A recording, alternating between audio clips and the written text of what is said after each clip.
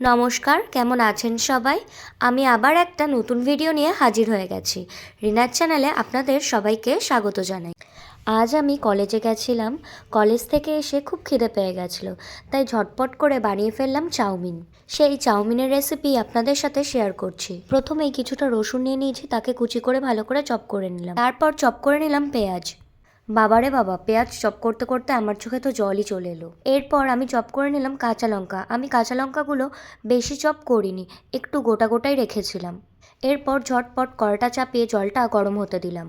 জল হালকা গরম হতেই আমি চাউমিনগুলো দিয়ে দিলাম, আর দিলাম সামান্য রিফাইন তেল আর নুন।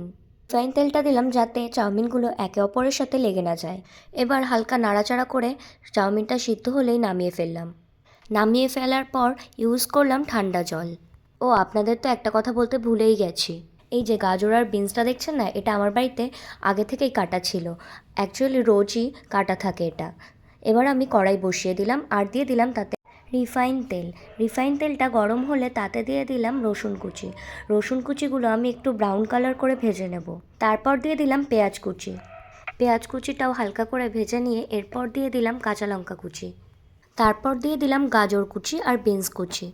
এবার এগুলোকে হালকা করে ভেজেই আমি একটা দিয়ে দিলাম ম্যাগি মশলা। মশলাটা দিয়ে হালকা করে নেড়েচেড়েই দিয়ে দিলাম ভিনিগার, সয়া সস। তারপর দিয়ে দিলাম টমেটো কেচাপ। টমেটো কেচাপ দিয়ে ভালো করে নাড়িয়ে ঠাড়িয়ে দিয়ে দিলাম এর মধ্যে চাউমিন। এবার সব কিছু ভালো করে মিক্সড করে আমি দিয়ে দিলাম নুন। এবার সব কিছু ভালো করে মিশিয়ে নিয়ে নামিয়ে নিলাম চাউমিনটাকে।